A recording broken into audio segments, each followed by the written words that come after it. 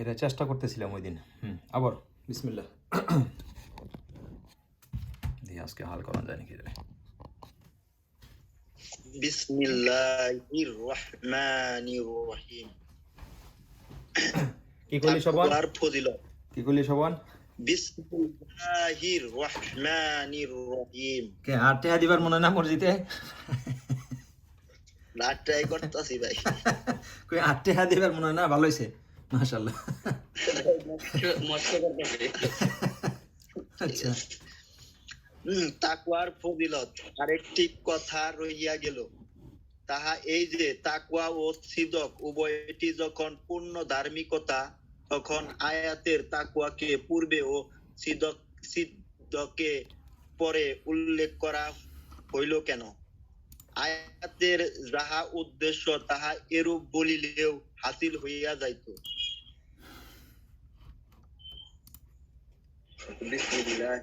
আচ্ছা, ইয়া আইয়ুহাল্লাযীনা আমানুসদাকু ওয়া কুনু মা'আস মুত্তাকিন। মাফ করেন। তো কোরআন শরীফের মধ্যে মানে কোরআন শরীফের আয়াত হলো ইয়া আইয়ুহাল্লাযীনা আমানু ওয়া কুনু মা'আল মুত্তাকিন, মানে এটা তো হযরতে বলতেছে এটা উল্টা করে আসলেও তাহলেও তো মানাটা হইতো। এটা তাকওয়া শব্দটা আগে কেন আসলো সেটা বলতেছে, তো এটা বোঝাবে এখানে। হ্যাঁ, ইহার অর্থ পূর্বের অর্থের ন্যায় যে হে মুসলমানগণ, পূর্ণ ধার্মিকতা অর্জন করো এবং কামেল ব্যক্তিদের সঙ্গী হইয়া যাও। সুতরাং তাকওয়া পূর্বে উল্লেখিত হওয়ার অন্তর্নিহিত রহস্য কি? আচ্ছা, আগে ওই আয়াতটা একটু আইনে নেই। এটা কোন সূরা থেকে জানি আসছে? কোন মাল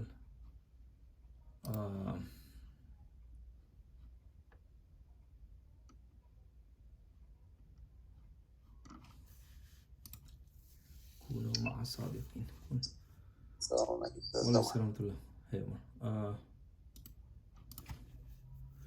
trying to look for that ayah.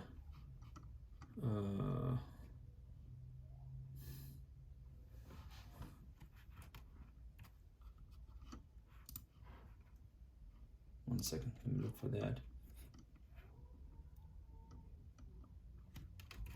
Be with fear Allah. Quran, fear Allah and be with the fruitful. আসসালামু আলাইকুম। ওয়ালাইকুম আসসালাম ওয়া রাহমাতুল্লাহ।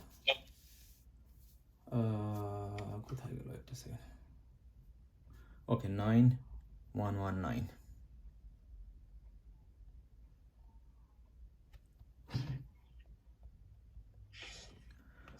So we've been going over this verse, right, for some time. Ya ayyuhalladhina amanu taqullaha wa kunu ma'as sadiqin. This is the verse in the Quran.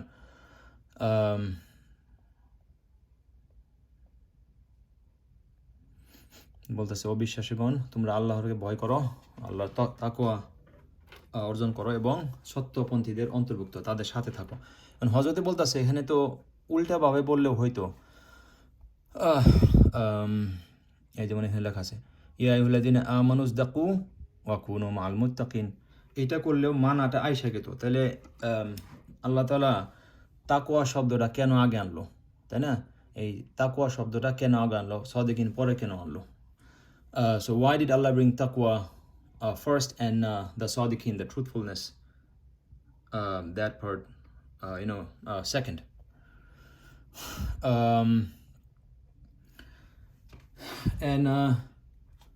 And there's a reason for this. I tried to explain this the other day, and then, like I said, I couldn't understand this, so I had to read multiple times before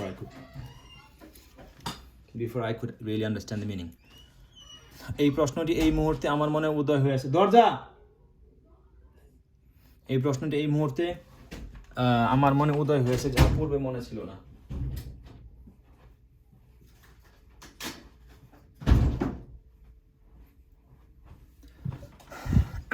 এই প্রশ্নটি এই মুহূর্তে আমার মনে উদয় হইয়াছে, যা পূর্বে মনে ছিল না। খোদার ফজলে ইহার উত্তরও এখনই মনে জাগিয়াছে। এখানে তাহাই বর্ণনা করতেছি। ইহা অপেক্ষা উত্তম জবাব কাহারও জানা থাকিলে তাহা বলিয়া দিবেন। আমার মতে এরূপ পূর্বাপর উল্লেখ করার রহস্য এই যে তাকওয়া বিভিন্ন স্তর রইয়াছে। কুরআনের আয়াত দৃষ্টেই তাহা জানা যায়, কিন্তু সিদকের এরূপ বিভিন্ন স্তর নাই। ইহা একটি মাত্র নির্দিষ্ট স্তর আছে, ইহার দলিল এই আয়াত। Okay, so the reason is the Sheikh is like I didn't have this question in my mind. Even the question of this order of the the way the order came in this ayah, in this verse of the Quran, why it came. This didn't even come to my mind. I just have this this question just come up in my mind right now, and even the answer for it. But this is my explanation. If somebody has a better explanation, you can feel free to explain it to me or bring it up to me. And he's bringing this another verse from the Quran. So like I said before too, explanation of Quran, the preference or the order should always be one verse should explain the other verse. If that's not possible, then a verse should be explained by Ahadith of the Prophet, whatever Prophet ﷺ did. If that's not possible, then it will come from the interpretation from the scholars and how the Sahabis, companions, they explained or acted on the verse. So, but again, the best is to bring another verse. So, the Sheikh is bringing another verse. That verse is Bismillah. ليس على الذين آمنوا وعملوا الصالحات جناح فيما طعموا إذا ما اتقوا وآمنوا وعملوا الصالحات ثم اتقوا وآمنوا ثم اتقوا وأحسنوا والله يحب المحسنين. So just by listening, I know that you cannot read Arabic yet, and most of the audience, or many of the audience cannot. Well, they can actually, most of them can. So what is repeating here? এই আয়াতের মধ্যে কোন শব্দটা বেশি বারবার repeat হইতেছে? আবার পড়তেছি, যে আমার দেখান লাগবে আর শুনলে বোঝা যাবে। লাইসা আলাল্লাযীনা আমানু ওয়া আমিলুস সালিহাতি জুনাহুম فيما طعموا إذا ما اتقوا وآمنوا وعملوا الصالحات ثم اتقوا وآمنوا ثم اتقوا وأحسنوا والله يحب المحسنين. What is repeating here?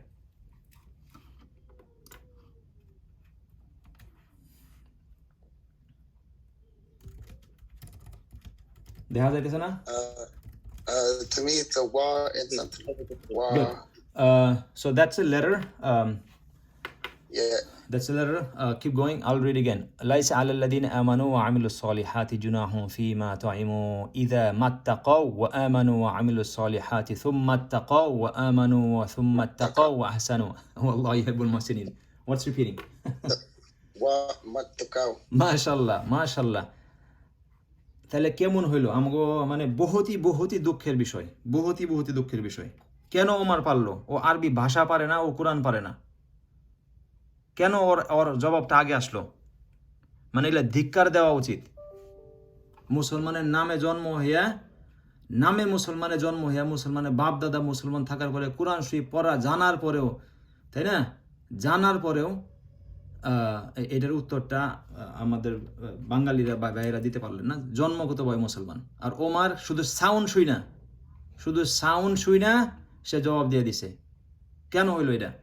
বারবার বলতেছি কেন? মানে লজ্জা শরম কিছু থাকা দরকার। মাশাআল্লাহ, it's very congratulations to you, and sad for the rest. Right here, mattaqaw thumma taqaw, and then thumma taqaw again, and that this word is connected to that word again, ya ayyuhalladhina, and if you go back, amanu taqaw, right here, see that thumma taqaw, ya ayyuhalladhina amanu taqaw. So that word itself, there's something going on with the word, even if we know nothing. Still the repetition means something here going on here. So we'll look for this other verse. We'll understand that meaning, and then there's no in the past. Okay, 593. So the other verse is on Quran.com 593. So it's this verse. ليس على الذين آمنوا وعملوا الصالحات جناح فيما طعموا إذا ما اتقوا وآمنوا وعملوا الصالحات ثم اتقوا وآمنوا ثم اتقوا وأحسنوا والله يحب المحسنين. Go ahead, read this please.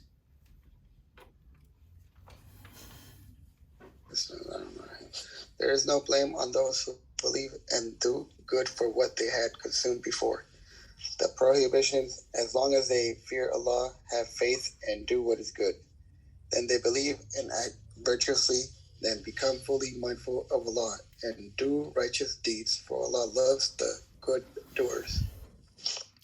So, right, and then there is no blame, there is not upon those who believe and do righteously any blame concerning what they have eaten in the past. If they now fear Allah and believe and do righteous deeds, and then fear Allah and believe, and then fear Allah and do good. So this translation here is different words. First he said fear Allah, and then they said fully mindful of Allah. It's the same thing, God conscious, fearing. But here, this is more easily, because even in English, they kept the same meaning, right? Just pay attention. Like, there's no blame upon them.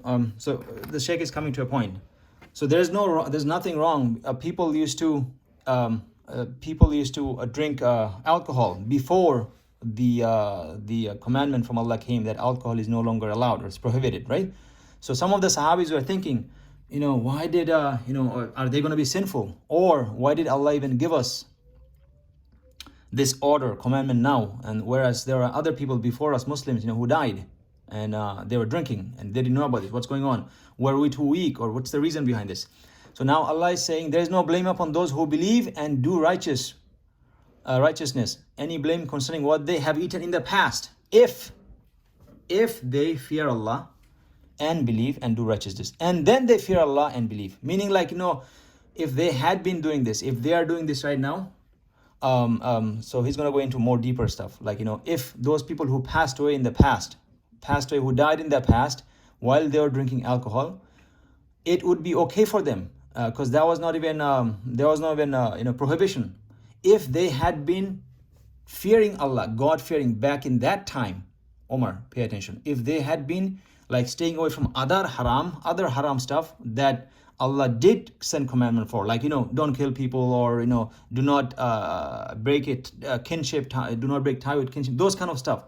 Any other commandments that did come up till that point, if they were following that, for them there is no blame. Makes sense, right? So the Sheikh is coming to a point. So now the fear or the taqwa is repeating that if they had fear and they were doing good stuff, and then they fear and then they still continue to believe. If they had fear and then they good, like more and more, like you're going through these levels of taqwa or fearing of Allah. So there's that level 1, let's just say that's level 2 or that's level 3. And then at the end of it, Allah says, Wallahu yuhibbul muhsinin. Allah loved the doers of good. তো বাংলায় যাইতেছি, তো 3-4 বার জিনিসটা repeat হয়েছে, তাই না? তো যারা ঈমান আনে আর সৎকর্ম করে এবং করে, তারা পূর্বে যা খেয়েছে তার জন্য তাদের উপর কোনো পাপ নাই। তো ওই সাহাবীরা মনে করতেছিল যে আগে যে মদ খাইছে, তাই না, মদ খায়া অনেক সাহাবীরা ছিল যারা মৃত্যুবরণ করছে, ওই সময় মদ বা শরাব হারাম হওয়ার হুকুমটা আসে নাই। কেন আসে নাই এটা তারা মনে করতেছিল। এটা কি আল্লাহ শাস্তি দিব না দিব, না এটা হিকমতটা কি, যে তখন আমরা রেডি ছিলাম, আমরা প্রস্তুতি ছিলাম না, দুর্বল ছিলাম, এই জন্য এই হুকুমটা আসে নাই, মানে ব্যাপারটা কি, তাদের মাপ কেমনে হবে।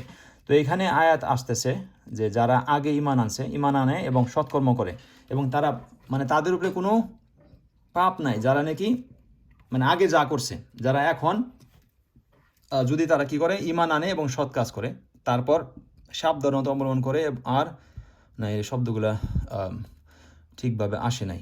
তাকওয়ার শব্দ একই শব্দটা 3-4টা মানে আসতেছে, তো আমি এক দিয়ে কোনো শেখে বাংলায় একই ব্যবহার করছি নাকি। পরহেজ করে, পুনরায় সংযত থাকে, তো এটা মোটামুটি চলে। কারণ এখানে বলতেছে যারা ঈমান এনেছে ও ভালো কাজ করে, এরূপ লোকদের উপর কোনো পাপ নেই যা তারা পূর্বে তারা পূর্বে আহার করেছে, মানে ওই যে মদের কথা বা অন্য কিছু এই টাইপের, যখন তারা ভবিষ্যতের জন্য পরহেজ করে, মানে তাকওয়া অর্জন করে, 1 নম্বর গেল, এবং ঈমান আনে এবং ভালো কাজ করে, তারপরে আবরয়, এই যে পুনরায় সংযত থাকে, মানে এই যে পরহেজ আর সংযত সেম শব্দের 2টা মানা করা হয়েছে। পরহেজ করে এনে আমরা বললাম যে পরহেজ থাকে, এবং বিশ্বাস স্থাপন করে, পুনরায় সংযত থাকে, মানে আবারও তারা তাকওয়া অর্জন করে এবং ভালো কাজ করতে থাকে। বস্তুত আল্লাহ তাআলা তাহলে কইতেছে যে আর যারা আগে ভালো যে গুনাহ করছে যখন হুকুম ছিল না, রাইট, মনে হয় মানে তখন তো এটা গুনাহ ছিল না, তখন তো এটার হুকুমই আসে নাই যে মদ পান করাটা হারাম। ওই অবস্থায় যারা মদ খাইছে, এখন সন্দেহটা দূর হয়ে যাবে। ওই আগের অবস্থায় অন্যান্য আল্লাহর যদি কোনো হুকুম এসে থাকে, নিষেধাজ্ঞা এসে থাকে, যে যেমন কথার কথা জিনা করো না, কেউ খুন করো না, আত্মীয় স্বজনের সম্পর্ক ছিন্ন করো না, ওই হুকুমগুলো যদি তারা মাইনে থাকে, ওই অবস্থায় যদি তারা শরাব পান করে থাকে, তাহলে সমস্যা নাই, কারণ তারা যতটি হুকুম সামনে আসিল ওগুলো তো মানছিল। বোঝা গেছে? আর তাকওয়ার দরজায় যেমন কথার কথা, এখানে যদি 1 নাম্বার 2 নাম্বার 3 বার এখানে তাকওয়া আসছে একটা বাক্যের মধ্যে। আশ্চর্য একটা জিনিস, কোরআন শরীফ প্রতিদিন পড়ি, স্টিল আমার এটা কোনোদিন চোখের সামনে ধরা পড়ে নাই যে একটা বাক্যের মধ্যে, একটা সেন্টেন্সের মধ্যে, একটা আয়াতের মধ্যে 3 বার তাকওয়ার কথা আসছে। আচ্ছা, গেল, এখন ফিরে যায় 3 times। আচ্ছা, so let's get to more detail discussion. আচ্ছা, এই আয়াতে শানে নজুল এই যে হক তাআলা মুসলমানের উপর শরাব পান হারাম করিলে পর কোনো সাহাবীর মনে এই সন্দেহ জন্মে যে আমাদের মধ্যে যাহারা শরাব হারাম হওয়ার পূর্বে উহা পান করিত এবং এখন দুনিয়াতে বাঁচিয়া নাই, তাহারা বোধহয় গুনাহগার হইয়াছে। এখানে প্রশ্ন হইতে পারে যে যখন তাহারা পান করিত তখন শরাব হারাম ছিল না, কাজে তাহারা হারাম কাজ করে নাই। এমত অবস্থায় সাহাবীদের মনে এইরূপ সন্দেহ হওয়ার তাৎপর্যটা কি?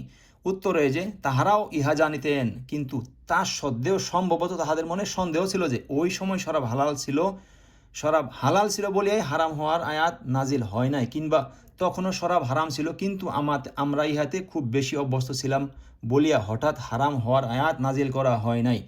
এটা চিন্তা হযরত বলতেছে আর কি, কারণ তাহা হইলে আমরা তদনুযায়ী আমল করিতে পারিতাম না। 13 বছর তো না গোপনভাবে হয়েছে না, আমাদের ধর্মর দাওয়াত গেছে, পরে আমাদের মধ্যে আস্তে আস্তে আমল করার যোগ্যতা বৃদ্ধি পাওয়ায় হারাম হওয়া সম্পর্কিত আয়াত নাজিল করা হয়। প্রথম অবস্থায় যাহারা হারাম হওয়ার পূর্বে শরাব পান করিয়াছে তাহারা হালাল বস্তুই পান করিয়াছিল, কিন্তু দ্বিতীয় অবস্থায় তাহারা হারাম পান করিয়াছে। In the beginning, because there was no commandment of prohibition of alcohol, that was halal just like any other food. Same thing, there was no commandment for purda, covering of the women. That was okay. But when the commandment came, after that, if somebody did that, the ladies, they were doing haram. After the commandment came, if somebody is still drinking, they're doing haram.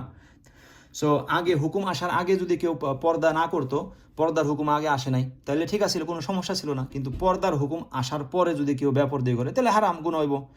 অমনিভাবে এই শরাব মদের হুকুম আসার আগে যারা পান করছে এটা হালাল, অন্যান্য খাওয়ার মতো ছিল, এটা আল্লাহ বলেই নাই, তাই যা ইচ্ছা খাও। কিন্তু যখন আল্লাহর তরফ থেকে হুকুম এসে গেল যে পান করান যাইব না, মদ হারাম, তারপরে যদি কেউ পান করে তাহলে যা ওইটা হারাম হয়ে যাবো গা। এ সম্বন্ধে আয়াত নাজিল না হওয়ায় তাহারা গুনাহগার হয় নাই। তবু বাস্তব ক্ষেত্রে হারাম বস্তু পান করা অবস্থায় দুনিয়া ত্যাগের কারণে তাদের মর্তবা হ্রাস প্রাপ্তি হওয়ার সম্ভব ছিল। But because it was deemed হারাম even in later time, could this have reduced their status? What would happen? But here there's a more explanation. Let's go through the explanation. We'll have question after that. উপরোক্ত আয়াতে হক তাআলা সাহাবীদের এই সন্দেহ নিরসন কল্পে বলেন, so তাদের মনে যদি সন্দেহ থাকে, তাই না, যে হায় হায় রে মদ খাই অবস্থায় মরে গেল বা হেন কি তাগো কি মর্তবা কমবো না হ্রাস, মানে তাই না, ওই সন্দেহটা দূর করার জন্য আল্লাহ তাআলা এমনভাবে দয়ালু কি বলছে যে এখন আয়াতের now it's the translation of that whole ayah that we just we went to the translation first because I couldn't understand what was going on.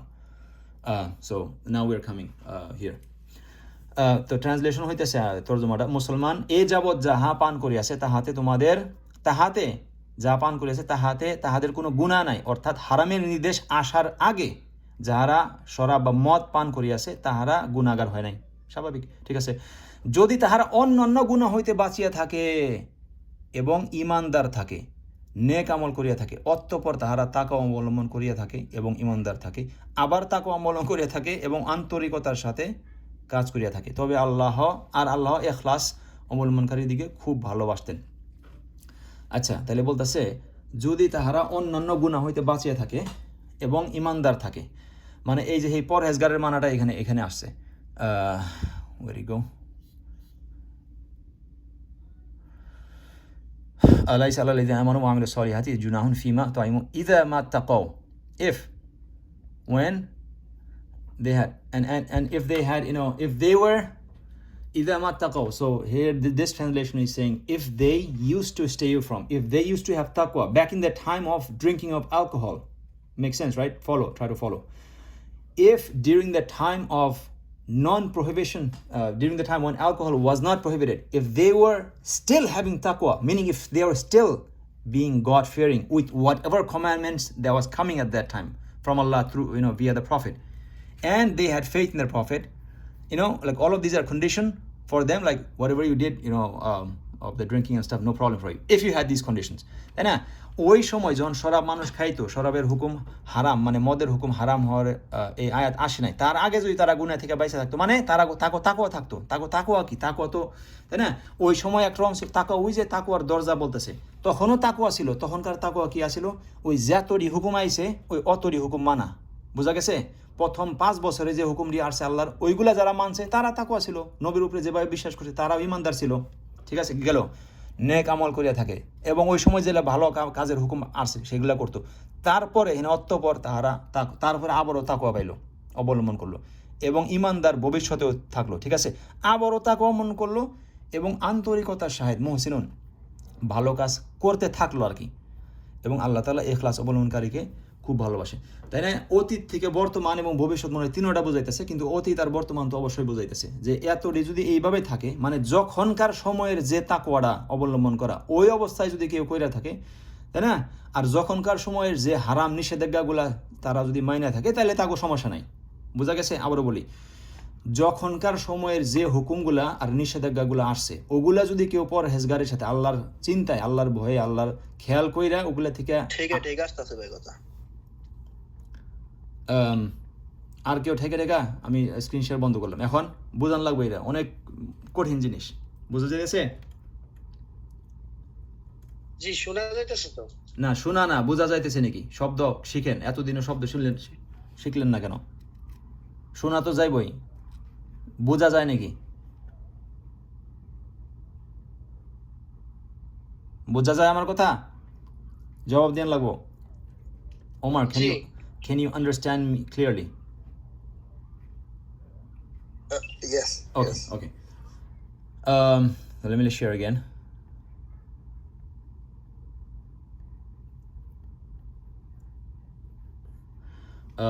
Pay very attention. Like I said, I had to read this multiple times for me to understand. I'm sure there are smarter here more than me, but still, let's pay attention. So the summary here is whatever commandments and prohibitions. You're not sharing. If you want to share. Oh, I thought I was. Okay, I'm gonna share again. So whatever commandments came at a time, and sharing now, right? So whatever commandments and prohibitions came to the Muslims at their respective time, if they were mindful of Allah in carrying those commands and staying away from those prohibitions, they had taqwa. That's what it's saying. Like if you had taqwa back then with whatever you had, that's good. And if you have taqwa with whatever commandments we have, this is still good. So that's why there's a change of taqwa here. তো এখন বাংলাদেশ থেকে বোঝা যায় কি? তো মোট কথা হলো তাকওয়ার একটু বিভিন্ন স্তর এখানে বোঝাইছে। যখন প্রাথমিক ইসলামে যখন শরীয়তের মানে কোরআন সবগুলো আসে নাই, কিন্তু কোরআন তো আস্তে আস্তে আসছে, তাই না? আস্তে আস্তে নাজিল হয়েছে না? যতগুলা নাজিল হয়েছে হুকুম আর নাহি মানে নিষেধাজ্ঞা, ওইগুলা যারা আল্লাহর ভয়ে আল্লাহর মহব্বতে মাইনা চলছে আর বাইসা থাকছে, ওই তারা অতটির উপরে তাকওয়া অবলম্বন করলো, তাই না? কেউ মারা গেছে হয়তো অর্ধেক কোরআন নাজিল হইতে সময়, অর্ধেক কোরআন নাজিল হলো, তখন মারা গেছে, তখন ওই অর্ধেকের যতটি হুকুম আসছিল তারা মানছে কিনা তাদের উপরে এদের বিচার করা হইব। বোঝা গেছে? আর অনেকে মারা গেছে হয়তো কোরআন শরীফ হয়তো 10টা আয়াত নাজিল হয়েছে, তখন এরকম সাহাবী থাকতে পারে না, আমরা তো জানি না পুরোটা, অথবা বেশিরভাগ বা অন্য সাহাবীরা মারা গেছে রাদিয়াল্লাহু তাআলা আনহুম, কোরআন শরীফ পুরোটা যখন নাজিল হয়েছে সব হুকুম আইসা গেছে, তখন যার সামনে যতটি হুকুম আর নিষেধাজ্ঞা আসছে তারা যদি এইভাবে মাইনে আসে তাইলে তাও কোনো সমস্যা নেই। আগে যেমন ওই যে যখন ওই সমস্ত হুকুম যদি তারা ওই সমস্ত জিনিস যারা ভবিষ্যতে যাইয়া মানে আগে পরের সময় যায় হারাম হয়েছে, আগে হারাম হয় নাই, সেগুলোর মধ্যে যদি এরা লিপ্ত থাকে তাহলে কোনো সমস্যা নেই, কারণ তখন তো এই হুকুমই আসে নাই। এখানে আসল বক্তব্য এই যে হারাম হওয়ার পূর্বে যাহারা শরাব পান করিয়াছে তোর জন্য তাদের কোনো পাপ নাই। So the main speech here, or the message here is that whoever drank before the prohibition or the verse of prohibition came, there's no problem with them. লাইসা আলাল লাযিনা আমানু জুনাহুন ফীমা তুইমু, আয়াত দ্বারা বাহ্যত বোঝা যায় যে তাহাদের কোনো প্রকার গুনাহ নাই। It's clear that there's they had no sin. এই জন্য পরে ব্যাপক নীতি হিসাবে কতগুলি শর্তের উল্লেখ করেছে। However, there are some conditions Allah set in the remaining part of the ayah. এই শর্তগুলি বিদ্যমান থাকিলে যে কোনো প্রকার গুনাহ হয় নাই বলা তো শুদ্ধ হইতে পারে। কেননা যদি কেউ হারাম হওয়ার পূর্বে শরাব পান করিয়া থাকে এবং জিনা ব্যভিচার করিয়া থাকে, তবে শরাবের কারণে গুনাহ হয় নাই বলা তো শুদ্ধ, কিন্তু তাহারা অন্য প্রকার গুনাহ হয় নাই বলা শুদ্ধ নহে, তাই না? মানে ওই যে এই জায়গায় আরেকটু মনোযোগ লাগবো। কি বলতেছে, যদি কেহ হারাম হওয়ার পূর্বে শরাব পান করিয়া থাকে এবং জিনা ব্যভিচার করিয়া থাকে, তবে শরাবের কারণে গুনাহ হয় নাই বলা শুদ্ধ হবে, কিন্তু তাহার কোনো প্রকার গুনাহ হয় নাই তাহা বলা শুদ্ধ হইব না, তাই না? এখানে অনলি মদের কথা বলা হইতেছে, মদের হুকুমটা আসে নাই, কিন্তু অন্যান্য এই যে এখানে জিনার অর্ডার দিল, খুন করার কথা বলতেছে, এগুলা যদি করিয়া থাকে তারপরেও যদি কয় যে না আমার সব গুনাহ মাফ হয়ে গেছে, না সেটা তো তাহলে শুদ্ধ হইব না। অতএব আয়াতের সারমর্ম হইল তাহারা অন্যান্য গুনাহার কাজ যাহা তখন হারাম ছিল তাহা হইতে আত্মরক্ষা করিয়া থাকিলে এবং নির্দেশিত সৎকার্য সম্পাদন করিয়া থাকিলে শুধু শরাব পানের কারণে তাহাদের কোনো গুনাহ হয় নাই। আবারও পড়ান লাগবে, এটা কি কইতাছে, অন্যান্য গুনাহার কাজ তখন অন্যান্য গুনার যেগুলা নিষেধাজ্ঞা আছে, হারাম যেগুলা ছিল, তাই না, ওগুলা থেকে যদি তারা বাইসা থাকে তাইলে গুনাহ, ওই যে মদের কারণে তাকে কোনো সমস্যা হয় নাই। ওই যে কি বললাম তখন, মানে যখনকার যতটি হারাম সেটি থেকে বাঁচান লাগবো, যখনকার যতটি হারাম সেগুলো থেকে বাঁচতে হবে, আর যখনকার যতগুলো হুকুম ওগুলো আদায় করান লাগবো। একবারে সিম্পল, আদম আলাইহিস সালামের সময় কি হুকুম ছিল, তাগো মানান লাগবো। ঈসা আলাইহিস সালামের হুকুম তাদের উম্মত তাগো মানান লাগবো। মুসা আলাইহিস সালামের সময় হুকুম আর নিষেধাজ্ঞা তাদের মানান লাগবো। আমাদের শরীয়তের আস্তে আস্তে যখন নাজিল হয়ে শেষ হয়ে, যখন যতটি হুকুম আর নিষেধাজ্ঞা তখন মানান লাগবো। বোঝা গেছে? তাহলে গিয়ে তারা কোন যে বোঝা, আচ্ছা ওই তখন তো হুকুম ছিলই না, মানে আদম আলাইহিস সালামের সময় যমজ ভাই বোন হইতো, এক যমজের সাথে আরেক যমজ ভাই বোনের সাথে ওইভাবে বিয়ে হইতো, এখন তার ওইটা হারাম হয়ে গেছে। বোঝা গেছে না? তো এরকম এখন যদি ওইটা কেউ করতেছে তাহলে হারাম হইব। ইব্রাহিম আলাইহিস সালামের স্বপ্ন দেখাইছিল, তা তো মানে উনি তো রেডি আছিল নিজের ছেলের জব করার জন্য, ওই সময় হুকুম ছিল, আল্লাহ বদলে এটা গরু ছাগল বা এই ছাগল বা দুম্বা দিছে, রাইট? এখন যদি কেউ কয় আমি ওই স্বপ্ন দেখছি তাহলে আমার পোলারেও জব করা লাগবো, তাহলে তো হারাম হয়ে যাবো গা। বোঝা যাইতেছে? তো তাহারা অন্যান্য গুনার কাজ যাহা তখন মানে আগের সময় হারাম ছিল তাহা হইতে আত্মরক্ষা করিয়া থাকিলে এবং নির্দেশিত সৎকার্য সম্পাদন করিয়া থাকিলে শুধু শরাব পানের কারণে তাহাদের কোনো গুনাহ হইবে না। আচ্ছা, তারপর আরেকটা ফাইনাল ধাপ আছে, সো ওমার একটু বোঝায়। So it's saying that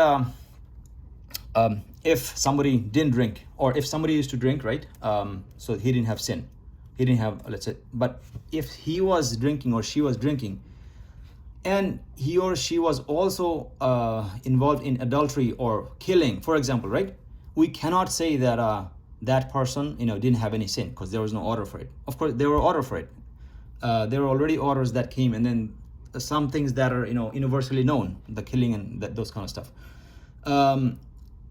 So Hazrat is saying that in the past, whatever prohibition in the past that was in their time that was haram for them, if they abstained away from those haram, then just by drinking they wouldn't have gotten any sin. Makes sense, right? So I gave more example. Try to listen to this first. Like whatever commandments and prohibitions that come,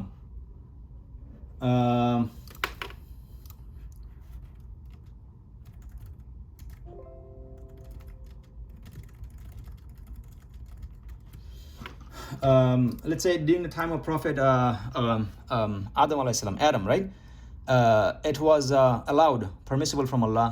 So the Hawa alayhi salam, his wife alayhi salam, would have children in twins. So one set of twin would have a boy and a girl. The second set of twin would have a boy and a girl. And these one set of twin would marry the other set of twin. It was permissible back in the day. And now if somebody tries to do that, it's going to be haram, obviously.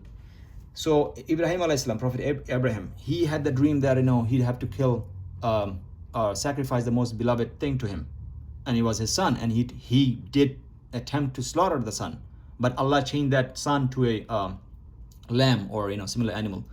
If somebody sees a dream nowadays and is like, oh, I saw a dream that I got to sacrifice something, and he tries to or she tries to go slaughter somebody like that, that's going to be haram. Makes sense, right? So whatever haram, whatever prohibitions was applicable in our day and time, we have to abide by those, stay away from those, and the commandments likewise.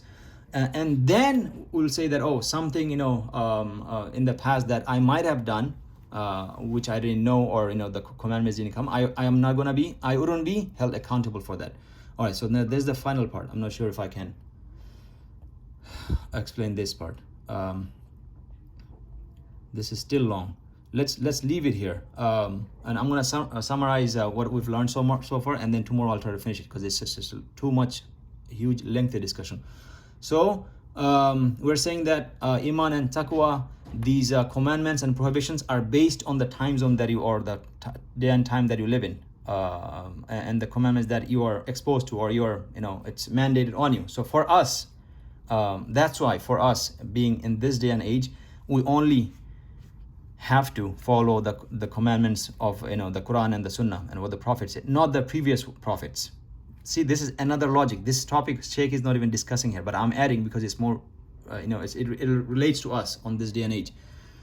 Because the prohibition or commandments that there were, those were present before our time, before the arrival of our Prophet, those were applicable to those people of, back in the days, not anymore. Likewise, is the story. তো আমরা লাস্টের জিনিসটা যেটা বলবো যে নবী সাল্লাল্লাহু আলাইহি ওয়াসাল্লাম আসার আগ পর্যন্ত যে হুকুমগুলো আসছিল আর নিষেধাজ্ঞাগুলো আসছিল অন্যান্য নবীর মাধ্যমে, ওই সময়কার উম্মতরা তাদের উপরে ওগুলো ওনাদের উপরে ফরজ ছিল মানা এবং বাইচা থাকা। বোঝা গেছে? তো যেভাবে যে শরাবের কথা এখানে আনছে, তো আমি ওই জিনিসটা বললাম যে অন্যান্য নবীর সময়ে যে হুকুমগুলো আসছিল, আমর আর নাহি হুকুম এবং নিষেধাজ্ঞা, ওইগুলা ওই নবীর উম্মতের গুলা মানার দরকার ছিল, তাদের উপরে ফরজ ছিল। আমরা যদি এখন আগের গুলা মানি তাইলে আর হইব না। বোঝা গেছে? আমাদের জন্য যেমনিভাবে মদের হুকুম আগে আসে নাই, পরে সাহাবিগুক আসে, অমনিভাবে আমাদের মুসলমানের হুকুমটা, আমাদের ধর্মের হুকুমগুলা কোরআন আর হাদিসের মাধ্যমে আসছে নবী সাল্লাল্লাহু আলাইহি ওয়াসাল্লাম আসার পরে। এখন যদি কেউ কয় যে আমি আগেরটা মানবো, তাইলে হইব না। এখনকার হুকুম, এখনকার নিষেধাজ্ঞা নবী সাল্লাল্লাহু আলাইহি ওয়াসাল্লামের পরে থেকে এগুলো মানতে হবে। বোঝা গেছে? আপাতত এটুকু মানি বা যা বুঝি, তারপরে বাকি ইনশাল্লাহ কালকে যাইবনি। একটু আসলে অনেক বড় একটা জিনিস। কোনো প্রশ্ন আছে এই পরিপ্রেক্ষিতে? Any question until now regarding this subject? If not, we'll hold and then we'll ask tomorrow once the discussion is over. No question. কোনো প্রশ্ন? জি না। আসসালামু আলাইকুম ওয়া রাহমাতুল্লাহ।